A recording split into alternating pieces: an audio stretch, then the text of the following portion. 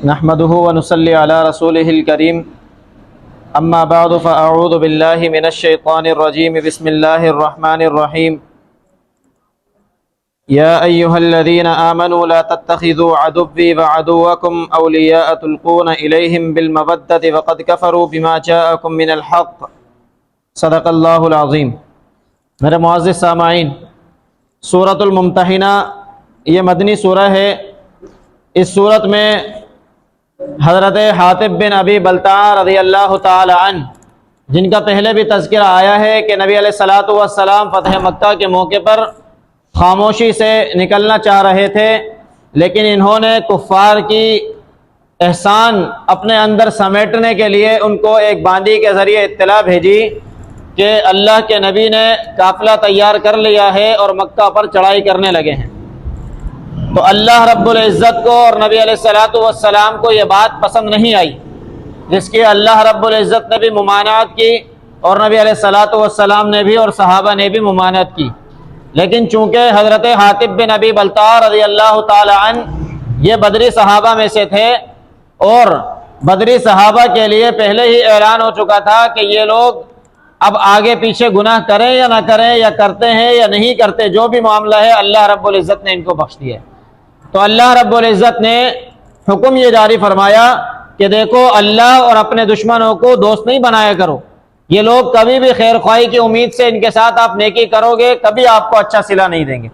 آپ چاہ یہ رہے تھے کہ آپ کے جو گھر والے وہاں موجود ہیں ان کے ساتھ یہ کفار مکہ خیر خواہی کریں گے اس بدلے میں کہ میں ان کو اطلاع دے رہا ہوں، لیکن اللہ رب العزت نے منع کر دیا کہ یہ تمہارے ساتھ کوئی خیر خواہی نہیں کر سکتے۔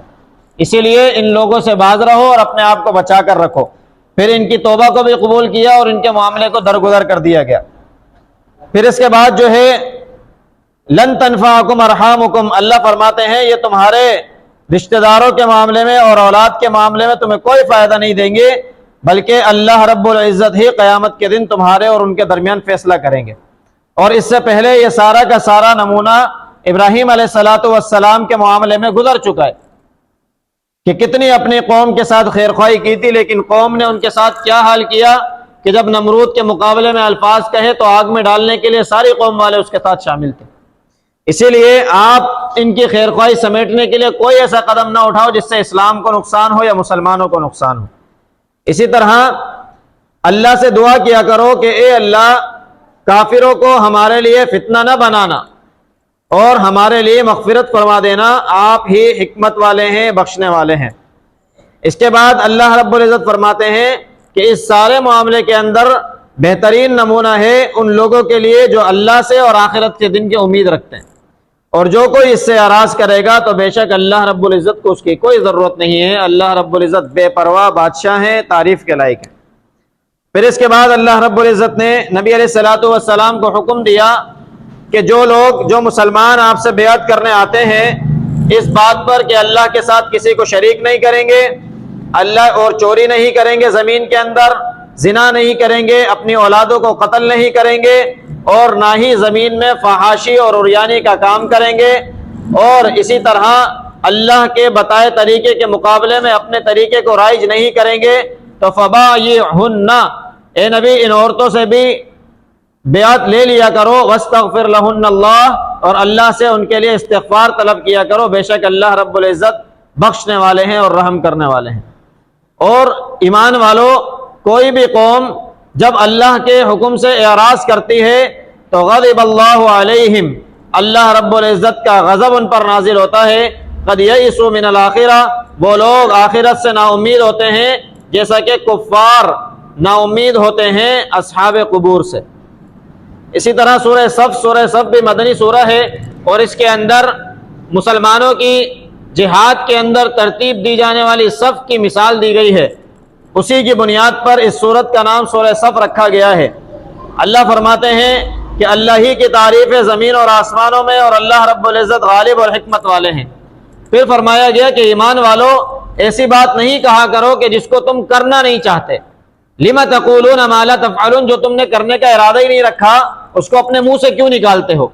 کبر مقتا عند اللہ ان تقولوا ما لا تفعلون، اللہ کے نزدیک بہت بڑی بات ہے، یہ بہت غلط بات ہے یہ کہ تم ایک بات کہہ دو اور پھر اس کو نہ کرو۔ اور اسی طرح فرمایا کہ اللہ پسند کرتے ہیں کہ تم اللہ کی راہ میں قتال کرو صف بستہ ہو کر، گویا کہ تم سیسا پلائی ہوئی دیوار ہو۔ آج مسلمانوں نے اس اصول کو ترک کر کے پچھلی صورت میں جو بتایا گیا کہ جو مسلمان کافروں کی ہمدردی لینے کے لیے ان کے ساتھ جائیں گے وہ ہمیشہ نقصان اٹھائیں گے۔ آج بتائیں کہ اللہ رب العزت کا بتایا طریقہ زیادہ مؤثر ہو سکتا ہے یا آج کے دانشوروں کا طریقہ مؤثر ہو سکتا ہے؟ آج کے دانشور کہہ رہے ہیں دنیا میں امن کے لیے ان یہود اور نصارہ سے ہاتھ ملائے جائیں۔ اللہ فرماتے ہیں ان سے کبھی خیر کی امید نہیں ہے۔ اللہ وہ ہیں کہ جن نے ان یہود کی رگ رگ کو بنایا ہے، اللہ وہ ہیں کہ جنہوں نے ان کے بال بال کو سیٹ کیا ہے، اللہ وہ ہیں کہ جنہوں نے ان کے مال کی بنیاد کو رکھا ہے، اللہ وہ ہیں جو جانتے ہیں کہ انہوں نے انبیاء کو کیسے شہید کیا ہے، اللہ رب العزت وہ ہیں کہ جنہوں نے دیکھا کہ کیسے شعیب علیہ السلام کو انہوں نے قتل کیا، کیسے زکریا اور یحییٰ علیہ السلام کو قتل کیا، کیسے موسیٰ علیہ السلام کو ستایا۔ یہ آج کے دانشور جو بتاتے ہیں کہ امن یہ قائم کریں گے ان کے ساتھ ہو جاؤ، کیا انہوں نے کبھی انبیاء کو دیکھا؟ کیا انہوں نے انبیاء کی زندگی کو دیکھا؟ اللہ رب العزت جو 1,24,000 پیغمبر کو اس دنیا میں بھیجنے والے، ان کے ساتھ جو معاملہ اس دنیا کے اندر ہوئے ان یہود اور نصارہ نے کیے، اللہ اس نتیجے کی بنیاد پر کہہ رہے ہیں کبھی ان سے خیر کی امید نہیں رکھتے۔ ان کے مقابلے میں ہمیشہ صف بستہ ہو کر لڑنا اللہ پسند کرتے ہیں کہ تم صف بستہ ہو کر لڑو۔ کافر اگر ناگوار گزرتا ہے، کافروں کو کتنا ناگوار گزرے، یریدون لیطفئوا نور اللہ، آگے آ رہا ہے سورہ صف کے اندر اسی صورت میں کہ یہ چاہتے ہیں کہ اللہ کے نور کو اپنے منہ کی پھوکوں سے بجھا دیں، لیکن اللہ رب العزت نے دین کو غالب کرنا ہے۔ اللہ رب العزت کی پسند میرے اور آپ کی پسند ہونی چاہیے، یہی ایمان کا حصہ ہے۔ اللہ کے نبی کی پسند میرے اور آپ کی پسند ہونی چاہیے، یہی ایمان کا حصہ ہے۔ کافر کو کیا پسند ہے اور کیا ناپسند ہے اس کی مجھے اور آپ کو فکر نہیں کرنی چاہیے۔ قرآن کے وہ الفاظ ہیں کہ قرآن پہلی ہی آیت میں کہتا ہے لا ریب فیہ، اس قرآن میں شک نہیں ہے، تو یہ قرآن ہی تو کہہ رہا ہے کہ اللہ کو وہ لوگ پسند ہے جو اللہ کے لیے، اللہ کے دین کو سربلند کرنے کے لیے صف بستہ ہو کر کافروں کے مقابلے میں کھڑے۔ آج ہم نے اسی چیز کو چھوڑا ہے تو 36,000 مسلمان شہید کروا بیٹھے ہیں، پھر بھی مسلمانوں کے کانوں پر جوں نہیں رینگ رہی، پھر بھی فلسطین کو چھوڑ کر ایک طرف بیٹھے ہوئے ہیں کہ جی ہم سکون سے ہیں۔ ہم سکون سے نہیں ہیں۔ جس دن پاکستان کے اندر بھی یہ خطرہ منڈلایا تو پاکستان سب سے کمزور ترین ملک ہوگا کہ جس کو ایک لقمے میں یہ کفار ہڑپ کر جائیں گے۔ پھر اس کے بعد جو ہے اللہ رب العزت نے موسیٰ علیہ السلام اور عیسیٰ علیہ السلام کا تذکرہ فرمایا اور فرمایا کہ عیسیٰ علیہ السلام وہ ہیں کہ جو خوشخبری دینے والے ہیں ایسے رسول کی جو ان کے بعد آنے والا ہے اور اس کا نام احمد ہوگا۔ اللہ رب العزت نے واضح دلائل اتار دیے ہیں، لیکن یہ کافر کہتے ہیں یہ تو کھلا جادو ہے۔ اس سے زیادہ ظالم کون ہوگا جو اللہ رب العزت پر جھوٹ باندھے، وہو یدعی الی الاسلام، اور دعویٰ کر رہا ہوگا اسلام کا۔ یہ تو سارے ظالم لوگ ہیں، یہ اللہ کے دین کو بجانا چاہتے ہیں، لیکن اللہ رب العزت اپنے دین کو سربلند کر کے رہیں گے، غالب کر کے رہیں گے، چاہے مشرکوں کو کتنا ناگوار گزرے۔ اللہ رب العزت ایمان والوں کو بتاتے ہیں کہ میں تمہاری رہنمائی نہ کر دوں ایسی تجارت کی طرف جو تمہیں اللہ کے عذاب سے بھی نجات دے دے اور تمہارے لیے فائدہ مند ثابت ہو، کہ اللہ پر ایمان لاؤ، اللہ کے پیغمبروں پر ایمان لاؤ، تجاہدون فی سبیل اللہ، اور اللہ کی راہ میں جہاد کرو، اللہ کی راہ میں جد و جہد کرو، اپنے مال سے بھی اور اپنے جان سے بھی۔ لیکن اپنے مال اور جان کو چھوڑ کر دوسری چیزوں سے جد و جہد کرنے کی فکر میں لگے رہیں تو یہ کوئی تجارت فائدہ مند ثابت نہیں ہوگی۔ اگر اس طرح کریں گے کہ اللہ اور اللہ کے رسول پر ایمان لانے کے بعد میدان عمل میں بھی اپنے مال اور جان سے اتریں گے تو اللہ فرماتے ہیں یہ تمہارے لیے بہتر ہے، ہم جانتے ہیں تم لوگوں کو علم نہیں ہے۔ اس کے بعد اللہ رب العزت تمہارے گناہوں کو بھی بخش دیں گے، تمہیں جنت بھی دیں گے اور اچھے گھر بھی تمہیں عطا فرما دیں گے، اور یہی بڑی کامیابی ہے۔ اس کے بعد اللہ رب العزت نے عیسیٰ علیہ السلام اور ان کے حواریوں کا تذکرہ فرمایا۔ قال الحواریون نحن انصار اللہ، جبکہ حواریوں نے کہا کہ ہم اللہ کے لشکر میں سے ہیں، اللہ کی جماعت میں سے ہیں، اللہ کے مددگار ہیں۔ فآمنت طائفۃ من بنی اسرائیل، تو بنی اسرائیل میں سے بعض ایمان لے آئے تھے اور بعض نے کفر کیا تھا۔ فأیدنا الذین آمنوا، اللہ نے مدد کی تھی کافروں پر ان لوگوں کی جو ایمان لے کر آئے تھے۔ فاصبحوا ظاہرین، اور ایمان والے ہی کامیاب ہوئے۔ اس کے بعد سورہ جمعہ، یہ بھی مدنی سورہ ہے۔ سورہ جمعہ کے اندر اللہ رب العزت نے اپنی حمد و ثنا بیان کی اور پھر فرمایا کہ ہم نے نبی امی کو تمہارے اندر مبعوث فرمایا ہے جو ہماری آیتیں تم پر تلاوت کرتے ہیں اور تمہارا تزکیہ کرتے ہیں اور حکمت کی باتیں تمہیں بتاتے ہیں۔ اس سے پہلے تم کھلی گمراہی میں تھے۔ تمام عرب کا حال ہم سب کو معلوم ہے کہ نبی علیہ السلام کی بعثت سے قبل ان کا کیا حال تھا۔ انہیں معلوم نہیں تھا کہ ہم کیا کرتے ہیں، ایک پانی کے قطرے پر گھوڑے کے ایک قدم آگے نکل جانے پر 500 سال لڑائیاں چلتی، اور وصیت میں یہ لکھ کر جاتے تھے کہ میری فلاں قبیلے سے لڑائی ہے، لہذا اس سے بات نہیں کرنا۔ بیٹی پیدا ہو جائے تو زندہ درگور کر دینا۔ مسودہ ہوا قزیم، بیٹی کا بتایا جاتا آپ کے گھر میں بیٹی پیدا ہوئی ہے، چہرہ جھلس کر کالا ہو جاتا۔ اللہ فرماتے ہیں ان کو اللہ کے نبی نے حکمت کی باتیں بتائیں، اس سے پہلے یہ کھلی گمراہی میں تھے۔ ذالک فضل اللہ یؤتیہ من یشاء، یہ سب اللہ کا فضل ہے، جس کو اللہ چاہے دے دیتے ہیں۔ اور ان لوگوں کی مثال کہ جنہوں نے تورات کو اٹھایا پھر اس پر عمل نہیں کیا، ایسے ہی ہے جیسے گدھے کے اوپر کتابیں لاد دی جائیں اور کتابیں اس کو کوئی فائدہ نہیں دیتی۔ وہ لوگ کہ جن کے پاس قرآن کی تعلیم ہے، اللہ کی تعلیم ہے، اللہ کے نبی کے بتائے طریقے موجود ہیں، اس کے بعد در بدر ہو رہے ہیں، وہ بھی اس گدھے کی طرح ہیں جس کے اوپر کتابیں تو لدی ہیں، لیکن کتابیں گدھے کو فائدہ نہیں دیتی، کتابیں عقل والے کو فائدہ دیتی ہیں۔ عقل والے وہ ہیں کہ جنہیں اللہ نے عقل سلیم عطا فرمائی ہے کہ کتاب کمر پر لادنے کے لیے نہیں ہے، کتاب ارمالیوں میں سجانے کے لیے نہیں ہے، کتاب مصحف بنا کر زلدانوں میں رکھنے کے لیے نہیں ہے، بلکہ یہ کتاب پڑھنے کے لیے ہے، یہ کتاب غلبہ دینے کے لیے ہے، یہ کتاب تمہیں دنیا کے اندر امام بنانے کے لیے ہے، یہ کتاب تمہیں دنیا کی کایا پلٹ دینے کا طریقہ سکھاتی ہے۔ آج اس کتاب کو کمر پر لاد کر اس گدھے کی مثال بننے والے سارے کے سارے مسلمان کہ جو قرآن کو نہیں پڑھتے اور قرآن کی تعلیمات کو چھوڑ کر زمین میں رسوا ہو رہے ہیں اور کہتے ہیں کہ دین اسلام والے تنگ مذہب ہیں، وہ تنگ مذہب ہیں خود جو اللہ کی تعلیمات کو نہیں پڑھتے اور سمجھتے ہیں کہ دین اسلام میں تنگی موجود ہے۔ اس کے بعد اللہ رب العزت نے ان لوگوں کا تذکرہ فرمایا کہ جو نبی علیہ الصلوۃ والسلام کو جمعے کے دن نبی علیہ الصلوۃ والسلام خطبہ دے رہے تھے اور تجارت کے قافلے کی صدا سن کر وہ اس کی طرف متوجہ ہوئے۔ اللہ رب العزت نے اس معاملے کو سورہ جمعہ کے اندر ذکر فرمایا اور کہا کہ یا ایھا الذین آمنوا اذا نودی للصلاۃ من یوم الجمعۃ فاسعوا الی ذکر اللہ وذروا البیع، ایمان والو جب جمعے کی صدا لگا دی جائے تو ساری تجارت چھوڑ دیا کرو، اللہ کے ذکر کی طرف جو دوڑا کرو، یہ تمہارے لیے زیادہ بہتر ہے۔ یہاں پر یہ بات ذہن نشین کر لیں کہ آج جہاں اذانیں مختلف ہوتی ہیں مختلف الاوقات کے اندر، تو ہمارے یہاں یہ اللہ کی رحمت ہے کہ ہم مختلف اذان کی وجہ سے گناہ میں نہیں آتے، لیکن کوئی شخص کہ جس نے انتہا درجے تک مصر اول گزرنے تک بھی جمعے کی تیاری نہیں کی اور جمعہ نکل گیا اور پھر بھاگتا بھاگتا مسجد تک دوڑا تو معلوم ہوا کہ اس نے جمعے کی تیاری کے لیے وقت نہ نکالا، وہ گناہ کا حقدار ہوگا اور حرام کام کا ارتکاب کرنے والا ہوگا۔ اللہ کے نبی کے دور میں تو ایک ہی مدینہ کے بیچ کے اندر شہر میں اذان ہوتی تھی، اس اذان کے بعد سارے کام حرام تھے۔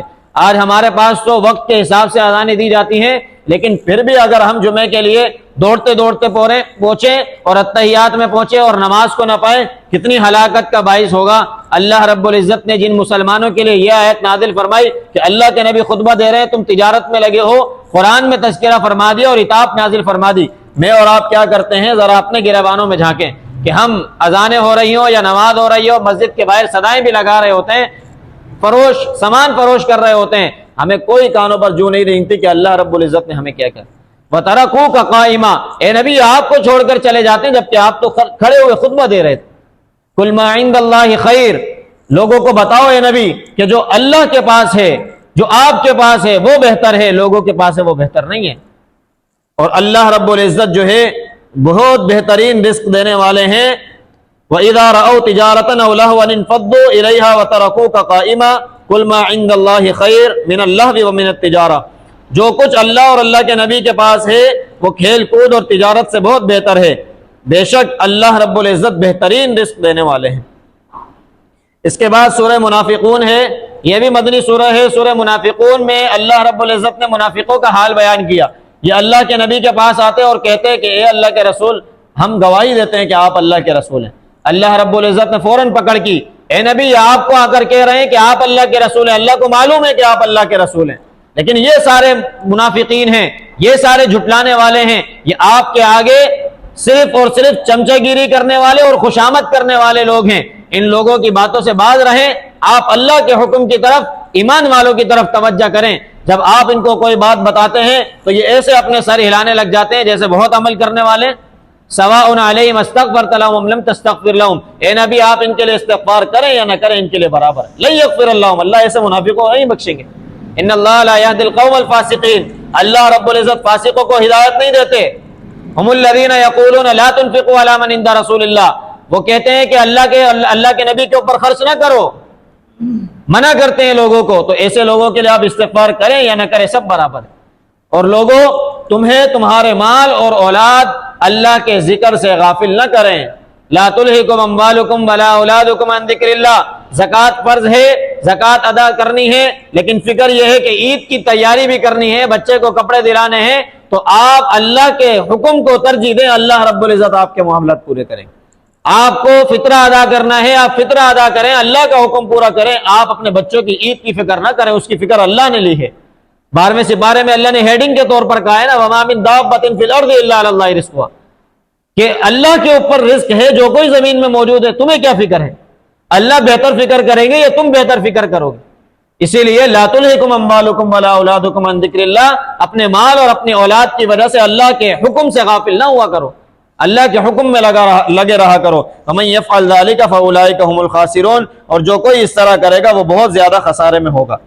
اپنے مال کو اللہ کی راہ میں موت کے آنے سے پہلے خرچ کر دو۔ جس دن فیقول رب لولا اخرتنی الی اجل قریب، مرنے کے بعد اللہ کو کہیں گے لوگ کہ اللہ تھوڑی سی مہلت دے دیں، ہم آتے ہیں اپنا مال آپ کی راہ میں خرچ کر کے۔ اللہ کہیں گے اب کوئی مہلت نہیں ہے، لن یؤخر اللہ نفسا اذا جاء اجلها، اب کوئی مہلت نہیں دی جائے گی۔ اللہ جانتے ہیں اگر اللہ تمہیں دوبارہ بھی بھیج دیں گے تو اللہ رب العزت خبیر ہیں۔ خبیر کی تشریح یہ ہوتی ہے کہ گندم کے آپ بڑے بڑے ڈھیر لگائیں اور اس کے اندر ایک ہاتھ، دونوں طرف سے ہاتھ ڈالیں اور بیچ میں سے مٹھی بھر کر نکالیں، تو اس گندم کا جو حال اندر کا آپ کو معلوم ہوگا وہ پورے ڈھیر کی کیفیت ہوگی۔ پہلے گندم فروخت کرتے تھے اور چیک کرنے والے کو خبیر کہتے تھے، اللہ نے خبیر یہاں کہا ہے کہ اللہ رب العزت تمہارے نفسوں کو تمہارے اندر کی نفس سے جانتے ہیں، کہ اگر دنیا میں تمہیں دوبارہ بھی بھیج دیں گے تم کچھ نہیں کر کے آؤ گے، تم پھر دنیا میں لگو گے اور پھر اللہ کے نبی کی تکذیب کرو گے اور اللہ رب العزت کو ستاؤ گے اور اللہ کے پیغمبروں کو ستاؤ گے۔ اسی لیے اللہ رب العزت کوئی مہلت نہیں دیں گے۔ اس کے بعد سورہ تغابن ہے، یہ بھی مدنی سورہ ہے، اور سورہ تغابن میں بھی اللہ نے اپنی حمد و ثنا بیان کرنے کے بعد بتایا کہ اللہ رب العزت نے زمین اور آسمان کو پیدا کیا، اور اللہ رب العزت نے بہترین صورت میں پیدا کیا۔ اللہ نے لوگوں کو پیدا کیا، اور لوگوں میں سے بعض جو ہے اللہ کا انکار کرنے والے، بعض اللہ کو ماننے والے ہیں، اللہ پر ایمان رکھنے والے ہیں۔ جب بھی کوئی اللہ کی بات کافروں کے پاس آتی ہے وہ پہلے سے ہی جھٹلا دیتے ہیں۔ ان کو بتاؤ اے نبی، فذوقوا وبال امرہم، اپنے امر کا، اپنے معاملات کا وبال آج دیکھو قیامت کے دن تم۔ وَلَهُمْ عَذَابٌ عَلِيمٌ، تمہارے لیے درد دینے والا عذاب ہے۔ یہ سارا کا سارا اس لیے ہے کہ تمہاری طرف اللہ کے پیغمبر آئے تھے واضح نشانیاں لے کر، تم نے ان کی تکذیب کی تھی۔ وَتَوَلَّوْا وَاسْتَغْنَى اللَّهُ، اللہ رب العزت بہت زیادہ غنی ہے، اللہ رب العزت تعریف کے لائق ہے۔ تم نے اللہ کو چھوڑا، اللہ رب العزت نے تم لوگوں کو چھوڑ دیا۔ ذَلِكَ يَوْمُ التَّغَابُنِ، یہ وہ دن ہے کہ جس کے بارے میں تم شک میں تھے، جس کو تم جھٹلایا کرتے تھے، آج دیکھ لو اپنی آنکھوں سے کیا اس دن میں ہو رہا ہے۔ اور پھر ان سب کو جو کچھ کرتے آئے ہیں اس کا بدلہ دیا جائے گا۔ اور پھر فرمایا کہ یا ایھا الذین آمنوا ان من ازواجکم واولادکم عدوا لکم فاحذروہم، اے ایمان والو، تمہارے اولاد میں سے، تمہاری اہلیاؤں میں سے اللہ رب العزت کے دشمن بھی ہوتے ہیں، ان سے بچا کرو۔ جو لوگ ایمان، جن کے گھر والے ایمان لے آتے ہیں وہ تو ٹھیک ہے، ایمان نہ لانے والے اور بندہ ایمان لے کر آیا ہے اس کے گھر والے ایمان نہیں لائے، وہ اس کو ستاتے تھے، اس بارے میں اللہ رب العزت نے حکم کو واضح کر دیا۔ اور اسی طرح ایمان سارے لے کر آئے ہیں لیکن گھر والے ایمانی تقاضوں پر عمل کرنے سے روک رہے ہیں، تو اللہ فرماتے ہیں فاحذروہم، ان سے بھی بچو۔ جس طرح پچھلی صورت میں فرمایا تمہیں اللہ کے ذکر سے غافل نہ کر دیں، اللہ کے حکم سے غافل نہ کر دیں، اسی طرح یہاں بھی بتایا ہے کہ ان سے بچا کرو۔ وَإِن تَعْفُوا وَتَصْفَحُوا وَتَغْفِرُوا فَإِنَّ اللَّهَ غَفُورٌ رَحِيمٌ، اگر تم ان سے درگزر کرو گے، صلح کا معاملہ کرو گے، ان کو بخش دو گے تو اللہ بھی بخشنے والے ہیں۔ اور تمہارے مال اور تمہاری اولاد میں سے بھی فتنہ ہے، واللہ عندہ اجر عظیم، ان سے بچا کرو، اللہ رب العزت بہت زیادہ اجر دینے والے ہیں۔ ان تقرضوا اللہ قرضا حسنا یضاعفہ لکم ویغفر لکم، تم اگر اللہ رب العزت کو قرضہ دو گے، جو مال تم دنیا کے اندر اللہ کو دے رہے ہو، اللہ واپس دیں گے، لوٹا کر دیں گے تمہیں، اور بڑھا کر بھی دیں گے۔ قرضہ مطلب یہ ہوتا ہے کہ ہم نے دیا ہے تو واپس ملنا ہے، ہبہ کرنا یہ ہوتا ہے کہ واپس کی امید نہیں ہے۔ اللہ کہہ رہے ہیں جو تم مجھے دے رہے ہو یہ قرضہ ہے، میں تمہیں لٹاؤں گا، یضاعفہ لکم، بلکہ بڑھا کر بھی دوں گا۔ واللہ شکور حلیم، اللہ رب العزت قدردان ہے، اللہ رب العزت بردبار ہیں۔ عالم الغیب والشہادۃ العزیز الحکیم، اللہ رب العزت غیب کے جاننے والے ہیں، غالب ہیں اور حکمت والے ہیں۔ اس کے بعد سورۃ الطلاق، یہ بھی مدنی سورہ ہے، اس میں طلاق کے احکام بیان کیے گئے۔ طلاق کے احکام میں سے بتایا گیا ہے کہ تم اگر اپنی عورت کو طلاق دینا چاہو، نباہ نہیں ہو سکتا، اللہ رب العزت چاہتے ہیں کہ تم اس کو ایسے طور میں طلاق دو جس میں تم نے اس کے ساتھ جماع نہ کیا ہو، اور پھر اس کو اس کی عدت گزرنے تک چھوڑ دو۔ اس کو طلاق سنت کہتے ہیں۔ اور اسی طرح اگر کوئی شخص پے در پہ ایک ایک طور میں طلاق دے دے، اس کو طلاق رجعی کہتے ہیں۔ اسی طرح اگر کوئی شخص تینوں ایک دفعہ دے دے تو اس کو طلاق بدعت کہتے ہیں۔ طلاق احسن، طلاق سنت اور اسی طرح طلاق بدعت، طلاق کے یہ تین طریقے ہیں، تینوں طریقے ہی صحیح۔ تیسرا طریقہ سب سے زیادہ مقبول ترین ہے کہ جس میں ہم ایک ہی ساتھ بالکل جان چھڑا لیں۔ اگر آپ نے کسی کو چھوڑنا ہی ہے تو اچھے طریقے سے چھوڑ دیں۔ آپ یہی چاہتے ہیں نا کہ تعلق نہ رکھیں، تو وہ تو طلاق رجعی سے بھی پورا ہو سکتا ہے، تو اس لیے آپ صریح الفاظ کہہ کر اس سے جدائی کر لیں۔ لیکن آپ بعض لوگ کیا کرتے ہیں کہ ان کو طلاق دیتے ایک طور میں، جب عدت پوری ہونے لگتی پھر دوبارہ طلاق دیتے، اس کی عدت کو لمبا کرنے کے لیے سال ڈیڑھ سال تک کھینچ دیا کرتے۔ اللہ فرماتے ہیں اس طرح بھی نہ کرو۔ اور پھر اس صورت کے اندر ان عورتوں کے مسائل بتائے کہ جن کو حیض نہیں آتا بڑی عمر ہونے کی وجہ سے یا کم عمری کی وجہ سے، ان کے بارے میں بتایا کہ اگر ان کا نکاح ہو جائے اور پھر ان کو طلاق دی جائے تو پھر ان کا معاملہ یہ ہے کہ یہ 3 طہر گزاریں، 3 مہینے گزاریں، یہ ان کی عدت ہوگی۔ اور اگر طلاق اس صورت میں ہو کہ عورت حاملہ ہو تو اس کی عدت وضع حمل ہوگی کہ وہ حمل اس کا ہو جائے تو پھر اس کے بعد اس کی عدت پوری ہو جائے گی۔ اسی طرح وہ عورت کہ جس کا شوہر انتقال کر جائے تو اس کی عدت 4 مہینے 10 دن ہے۔ اگر قمری اعتبار سے ہے تو پھر وہ پورے مہینے کاؤنٹ ہوں گے۔ اگر قمری اعتبار سے پہلی تاریخ کو یا آخر تاریخ کو انتقال نہیں بلکہ درمیان میں ہوا تو پھر دن پورے کریں گے، جو 4 مہینے 10 دن کے حساب سے دن بنتے ہیں، یعنی 100 دن کتنے 130 دن بنتے غالباً، تو 130 دن پورے کاؤنٹ کیے جائیں گے۔ اگر پہلی تاریخ کو ہوا ہے تو پھر 3 مہینے پورے، چاہے 29 تاریخ کے مہینے ہوں، اور 10 دن اس کے ساتھ لگا کر 4 مہینے 10 دن۔ پھر اس کے بعد جو ہے اللہ رب العزت نے اس سورت کے آخر میں بتایا ہے کہ ساری کی ساری کبریائی اللہ رب العزت کے لیے ہے۔ اللہ رب العزت اپنے پیغمبر کو یہ آیتیں اس لیے بتاتے ہیں تاکہ تمہیں تاریکیوں سے نکال کر روشنی میں لے کر آ جائیں۔ اس کے بعد سورۃ التحریم ہے۔ سورۃ التحریم میں اللہ کے نبی کے اس معاملے کا تذکرہ ہے جہاں اللہ کے نبی نے حضرت ماریہ قبطیہ رضی اللہ تعالی عنہا کو اپنے اوپر حرام کر لیا تھا، یا یہ کہ اللہ کے نبی نے شہد کھانے کو اپنے اوپر حرام کر لیا تھا۔ یہ دونوں روایات ہیں۔ اللہ رب العزت نے فرمایا کہ لم تحرم ما احل اللہ لک، آپ کو کس نے اختیار دیا ہے کہ جو چیز اللہ نے حلال کی آپ اپنے اوپر حرام کر رہے ہیں؟ یہ نبی علیہ الصلوۃ والسلام کے لیے ہے۔ میں اور آپ کس جگہ پر ہیں اپنا محاسبہ کر لیں کہ ہم کس چیز کو حلال کرتے ہیں اور خود ہی کس چیز کو حرام کر لیتے ہیں۔ تب تغی مرضات ازواجک، اللہ عتاب کر رہے ہیں پیارے انداز میں کہ آپ چاہتے ہیں اپنے گھر والوں کو خوش کرنا، اللہ رب العزت کو خوش کرنا نہیں چاہتے۔ واللہ غفور الرحیم، اللہ تو بخشنے والے ہیں۔ اللہ رب العزت کے لیے اعمال کرو تاکہ اللہ راضی رہیں۔ اور پھر اللہ کے نبی نے ایک راز کی بات حضرت حفصہ رضی اللہ تعالی عنہا کو بتائی جو انہوں نے حضرت عائشہ رضی اللہ تعالی عنہا کو بتا دی۔ نبی علیہ الصلوۃ والسلام کو یہ بات پسند نہیں آئی۔ اللہ رب العزت نے اس کا تذکرہ فرمایا کہ وَإِذْ أَسَرَّ النَّبِيُّ إِلَىٰ بَعْضِ أَزْوَاجِهِ حَدِيثًا، کہ جب اللہ کے نبی بعض ازواج مطہرات کو کوئی بات بتاتے ہیں تو وہ دوسروں کو بتا دیتی ہیں۔ اس معاملے پر اللہ کے نبی نے یہ ارادہ کر لیا کہ میں بعض ازواج مطہرات کو طلاق دے دیتا ہوں کہ یہ میرے راز نہیں رکھ سکتی تو میں ان کو اپنے پاس نہیں رکھ سکتا، لیکن اللہ رب العزت نے اس معاملے کو ہونے سے بچایا اور نبی علیہ الصلوۃ والسلام کو طلاق دینے کی نوبت نہیں آئی۔ پھر اللہ رب العزت نے امہات المومنین کو عتاب کیا کہ اللہ رب العزت ہو سکتا ہے ان طلقکن، کہ یہ تمہیں طلاق دے دیں اور اللہ رب العزت اس سے بہتر ان کو عطا فرما دیں جو تم سے زیادہ پارساں ہو، تم سے زیادہ عبادت گزار ہو، تم سے زیادہ اللہ کی فرما بردار ہو، کہ یہ اللہ کے لیے مشکل ہے۔ اللہ رب العزت نے امہات المومنین کو عتاب کرنے کے ذریعے تعلیم امت کو دی ہے کہ آپ اللہ اور اللہ کے نبی کے معاملے کے اندر کسی اور کے حکم کو ترجیح نہ دیا کرو۔ اور پھر اس کے بعد فرمایا کہ یا ایھا الذین آمنوا قوا انفسکم واہلیکم نارا، ایمان والو اپنے آپ کو بھی بچاؤ جہنم کی آگ سے، اپنے گھر والوں کو بھی بچاؤ۔ جہنم ایسی چیز ہے قوا انفسکم واہلیکم نارا وقودها الناس، کہ اس آگ کا ایندھن لوگ ہوں گے، اس میں لکڑیاں نہیں جلیں گی، والحجارہ، اس میں پتھر جلائے جائیں گے، علیہا ملائکۃ غلاظ، اس کے اوپر سخت ترین ملائک اللہ نے مسلط کیے ہیں، شداد لا یعصون اللہ ما امرہم، وہ ملائک ایسے ہیں جو اللہ کی نافرمانی نہیں کرتے، یعنی اللہ نے ان کو آنکھ ناک کان نہیں دیے، اللہ نے ان کو اپنا حکم دیا ہے، وہ مارتے ہیں تو نظر نہیں آتا کہ کہاں چوٹ لگی، کہاں سے خون نکلا، کہاں زخم ہو، ان کو چیخ سنائی نہیں دیتی۔